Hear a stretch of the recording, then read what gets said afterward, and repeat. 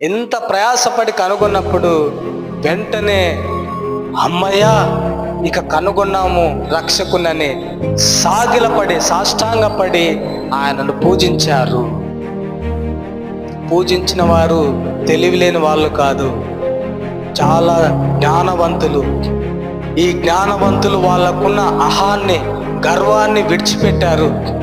ఈ జ్ఞానవంతులు మాకున్న జ్ఞానము ఆ శిశువుగా పుట్టిన ఆ రాజు జ్ఞానంతో పోల్చుకుంటే మా జ్ఞానం ఎక్కడా అని వాళ్ళకు తెలుసు కాబట్టి ఆ జ్ఞానవంతుడైన యేసు ఎదుట సాగిలపడి నమస్కరించి దేవునిని ఆరాధిస్తున్నారు. వారు దేవునిగా ఎరుగుదురు, రాజుగా ఎరుగుదురు, ఆ రాజుకు నీతి ఉందని ఎరుగుదురు, ఆ నీతి ఇస్తాడని ఎరుగుదురు, ఆ నీతికి రాజైన విమోచకుడు ఏం చేస్తాడో అన్నీ ఈ జ్ఞానులు ఎరుగుదురు. కాబట్టి ఆ